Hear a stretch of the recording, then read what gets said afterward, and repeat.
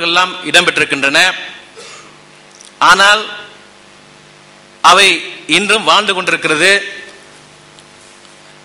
அதே சமயம் திருமண வாழ்க்கையில் இன்று இந்த 21ஆம் நூற்றாண்டில் தம்பதிகள் எதிர்நோக்கின்ற திருமண சிக்கல்களை பற்றி நான் உங்கள் கண்முன் நிறுத்த கடமைப்பட்டிருக்கின்றேன். இது மலேசிய பின்னணியில் என்னுடைய கட்டுரை அமைந்திருந்தாலும் உலகம் முழுவதும் வாழ்கின்ற தமிழர்கள், தமிழ்நாட்டில் வாழ்கின்ற தமிழர்கள், இந்தியர்கள் அனைவருக்கும் இது பொருந்தும். நான் முழுக்க உங்களுடைய தனிநபர் வாழ்க்கையிலே நுழையக்கூடிய நிலையில் இந்த கருத்தை நான் கூறுகின்றேன். நேரம் கருதி எந்த அளவுக்கு முடியுமோ அந்த அளவுக்கு நான் சுருக்கிக் கொள்கின்றேன். நேரம் முடிந்து விட்டால் நிறுத்திக் கொள்கின்றேன். முதலாவது, இந்த 21ஆம் நூற்றாண்டில் திருமண வாழ்க்கை சிக்கல்கள் அதிகரித்து விட்டன. இப்போ அண்மையில் 2 நாட்கள் முன்பு இங்கு உள்ள ஒரு பத்திரிகையாளரை சந்தித்தேன். அவர் கூறினார், கோயம்புத்தூரில் மட்டும் நாள் ஒன்றுக்கு 200 திருமணங்கள், குறிப்பாக இந்துக்கள் மத்தியிலே 200 திருமணம் மன உரிவுக்கு இலக்காகிறது. வாரம் என்று தெரியவில்லை, நாள் என்று தெரியவில்லை, 200 என்று சொன்னார். அந்த அளவுக்கு ஒரு சிக்கல் இருக்கிறது. இதை நாம் கவனிக்க வேண்டும். திருமண வாழ்க்கையிலே சிக்கல் ஏற்பட்டு விட்டால் அது குடும்ப வாழ்க்கையை பாதிக்கும். அந்த குடும்பத்தை வளர்கின்ற ஒவ்வொரு குழந்தைகளுடைய மன ஆரோக்கியத்தை பாதித்து, குணநலன்களை பாதித்து, அவர்களுடைய பல்வேறு நடத்தை கோளாறு உள்ள பிள்ளைகளை உருவாக்கிவிடும். ஆகவே திருமண வாழ்க்கையை காப்பாற்ற வேண்டும். அதை தரமான வாழ்க்கை இருக்க வேண்டும். வெறுமனே 10 வருடம் 20 வருடம் 30 வருடம் திருமண வாழ்க்கையில இணைந்து வாழ்வதல்ல நான் சொல்ல வந்தது. இந்த திருமண வாழ்க்கையை தரமான வாழ்க்கையா இருக்க வேண்டும். சரிங்களா? மலேசியாவில் 2 வகை திருமணங்கள். முஸ்லிம்கள் சரியா சட்டத்தின் கீழ் திருமணத்தை பதிவு செய்வார்கள். முஸ்லிம் அல்லாதவர்கள் சமூக சீர்திருத்த திட்டத்தின் அடிப்படையில் இந்தியா மேரேஜ் ரிஃபார்ம் ஆக்ட் கீழ திருமணத்தை பதிவு செய்து கொள்கிறார்கள். அது பதிவு செய்கிறவர்கள்.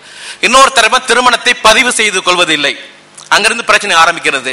ஏனென்றால் திருமணமாகி ஒரு மனைவியுடன் தான் ஒருத்தர் வாழ முடியும். ஒரு மனைவி ஒரு கணவன் தான், ஏகாத திருமணம். ஆகவே சிலர் என்ன செய்யறாங்க, அந்த திருமணத்துக்கு பிறகு கள்ள உறவு ஏற்படுகிறது. சின்ன வீடு செட்டா பண்ணிக்கிறாங்க. வார்த்தைகள் கலந்து பேச மன்னிக்கவும். ஆகவே அங்க பிறக்கின்ற குழந்தை பிறக்கிறது. அப்ப இந்த திருமணத்தை பதிவு செய்ய முடியாது. ஏனென்றால் ஒரு துணை இருக்கும்போது இன்னொரு துணையை திருமணம் செய்து கொள்ள முடியாதனால் அங்கு சிக்கல் ஏற்படுகிறது. ஆகவே இத்தகைய பெற்றோருக்கு தம்பதிக்கு பிறக்கின்ற குழந்தைகளுடைய பிறப்பு பத்திரத்தில் செக்ஷன் 13 என்று குறிப்பிடுவார்கள். செக்ஷன் 13 என்றால் கள்ள உறவில் பிறந்த குழந்தை. இவையெல்லாம் திருமண வாழ்க்கையில் ஏற்பட்ட சிக்கல்கள். இப்படி பல சிக்கல்களை எதிர்நோக்கிறார்கள். அடுத்து திருமண வாழ்க்கையை பார்த்தீங்கன்னா, ஒன்று பிரச்சனை என்றால் ஒன்று பிரிந்து செல்வது அல்லது மன முறிவுக்கு சட்டப்படி விவாகரத்து பெறுவது. இன்னொரு முறை என்னன்னு கேட்டீங்கன்னா, அவர்கள் சேர்ந்து வாழ்வார்கள். அந்த திருமண வாழ்க்கையில் உப்பு சப்பு இருக்காது. 20 வருஷம் வாழலாம், 30 வருஷம் வாழலாம். ஆனால் அது வெறுமை நிறைந்த திருமணங்கள்.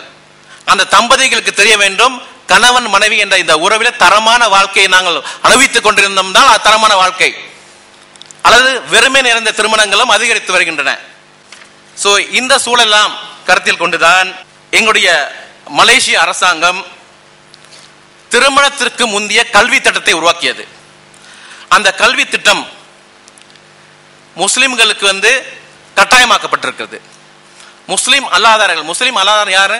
இந்தியர்கள், சீனர்கள், மற்ற எந்த இனத்தை சேர்ந்தவர்களாலும் அவர்கள் கிறிஸ்தவர் இருக்கலாம், இந்துவா இருக்கலாம், பகாயா இருக்கலாம், புத்தரா இருக்கலாம். இவர்கள்லாம் முஸ்லிம் அல்லாதார் 2 பிரிவு இருக்கு. மலாய்க்காரர்கள் அனைவரும் முஸ்லிம்கள் எங்க நாட்டில். ஆகவே அவர்கள் முஸ்லிம்களுக்கு 1997 அந்த பயிற்சியை, திருமணத்துக்கு முந்தைய பயிற்சியை கட்டாயமாக்கினார்கள். முஸ்லிம் அல்லாதவர்களுக்கு அந்த பயிற்சி கட்டாயமாக்கப்படவில்லை. ஆனால் கட்டாயமாக்கப்படுகின்ற சூழலை நோக்கி, இலக்கை நோக்கி அரசாங்கம் சென்று கொண்டிருக்கிறது. அடுத்து பாத்தீங்கன்னா, விவாகரத்து. இந்தியர்களிடையே நிகழும் மன முறிவுகள், முஸ்லிம் அல்லாதவர்கள் மத்தியில் நிகழ்கின்ற மன முறிவுகள் அரசாங்கம் வெளியிட்ட புள்ளி விவரப்படி நீங்க பாத்தீங்கன்னா 2002 முதல் 2007 ஏப்ரல் வரை முஸ்லிம் அல்லாதவர்கள் மத்தியில் நிகழ்ந்த மன முறிவுகளில் 70 விழுக்காடு இந்தியர்கள், அதில் அதிக பெர்சன்டேஜ் இந்துக்கள் மத்தியில். அடுத்து விவாகரத்தை பெறாமல், அதை மன உரி பெறாமல் பிரிந்து சென்று வாழ்கின்ற சீன மலாய்க்கார பெண்களை காட்டிலும் இந்திய பெண்கள் 3 விழுக்காடு அதிகமாக இருக்கிறாங்க. எண்ணிக்கை 3 மடங்காக உயர்ந்திருக்கிறது. அவன் விவாகரத்தை பெறவில்லை. இதெல்லாம் அங்கு உள்ள சிக்கல்கள். அடுத்து இந்த திருமணம் முறிவுக்கு என்ன காரணம் அப்படின்னு நீங்க பாத்தீங்கன்னா, முதல் முக்கிய காரணம் எங்களுடைய நாட்டில் நான் சொல்ற விஷயங்கள் எல்லாம் அரசாங்க புள்ளி விவரங்கள், என்னுடைய தனிப்பட்ட ஆய்வுகள் அல்ல. அந்த புள்ளி விவரங்கள் இந்தியர்களோட மத்தியில் ஏன் நடக்குது அப்படின்னு பாத்தீங்கன்னா, இங்கேயும் பொருத்தமா இருக்கலாம், இந்த நாட்டிலே அது பொருத்தமா இருக்கலாம். அதாவது மாமியார் நாத்தனார் தலையீட்டின் காரணமாக 30 விழுக்காடு திருமணங்கள் மனமுறிவுக்கு போயிருக்கிறது. அதுக்கு அடுத்த நிலையில புரிந்துணர்வு இல்லை, அண்டர்ஸ்டாண்டிங், புரிந்துணர்வு இல்லாத, இதான் நான் விளக்க முடியாது, நான் பொதுவாக சொல்லிடுறேன். புரிந்துணர்வு இல்லாத காரணத்தால அடுத்த விழுக்காடு. அடுத்து பாத்தீங்கன்னா பொறுப்பற்ற தன்மை, புரிந்துணர்வு இன்மை, சந்தேகம், கள்ள உறவு, இவையெல்லாம் முக்கிய காரணங்களாக அமைந்திருக்கின்றன. ஆக இருப்பினும் இந்த மாமியார் தலையீடோ அல்லது பொறுப்பற்ற தன்மையோ இவையெல்லாம் ஒரு காரணமாக இருந்தாலும், இயல்பாகவே இந்த தம்பதிகள் அந்த மன வாழ்க்கையில் பலவீனமான தம்பதிகள் என்பதுதான் மிக முக்கியமான பாயிண்ட். இந்த பலவீனமான தம்பதிகள்னாலதான் இருக்கும் பட்சத்தில் மாமியாரோ மாமனாரோ கள்ள உறவோ எதுவும் உள்ளுக்கே நுழைய வாய்ப்பு இருக்கு. வலுவான ஒரு மன வாழ்க்கை இருந்தால் இதையெல்லாம் தலையிட முடியாது. சரி, அடுத்தது இந்த திருமண வாழ்க்கை காப்பாற்ற உலகம் முழுவதும் அறிஞர்கள் சிந்திக்கிறார்கள், உலக நிபுணர்கள் ஆய்வு பண்றாங்க. நான் கடந்த ஆண்டு அமெரிக்காவில் நடைபெற்ற ஸ்மார்ட் மேரேஜஸ் ஹாப்பி ஃபேமிலி, விவேக திருமணங்கள் மகிழ்ச்சியான குடும்பங்கள் என்ற ஒரு கருத்தை ஒரே ஒரு தமிழர், உலகத்துல இருந்து ஒரே ஒரு தமிழர் நான் மட்டும்தான் அந்த மாநாட்டில் கலந்துகிட்டேன். 1000 பேர் கூடிய அமெரிக்கர்கள் மத்தியில், உலக எக்ஸ்பர்ட்ஸ் நிபுணர்கள் மத்தியில் கலந்து கொண்ட அவர்கள் என்ன சிந்திக்கிறார்களா, இந்த திருமண வாழ்க்கையை காப்பாற்றுவது எப்படி. நம்முடைய இலக்கியங்கள் அவையெல்லாம் நிறைய கருத்துக்கள் சொல்லப்பட்டிருக்கு. இன்று அதை போய் சேரவில்லை. இன்று ஏன் இவர்களுக்கு சிக்கல் ஏற்படுகிறது? அதை காப்பாற்றுக்க புதிய அணுகுமுறை, அந்த புதிய அணுகுமுறை தான் இந்த செம்மொழியாம் தமிழ் மொழி, அந்த புதிய அணுகுமுறை நுழைய வேண்டும்.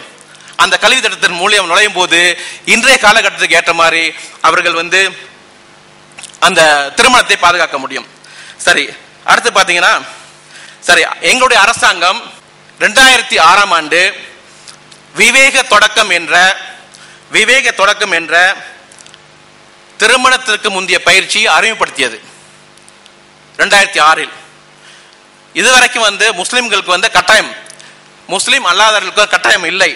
இருப்பினும் 2006 அறிமுகப்படுத்தப்பட்ட அந்த கல்வி திட்டம் உளவியல் சமூகவியல் பின்னணியில் சமய சார்பற்ற அங்கங்கள் எதுவும் அங்க இல்ல.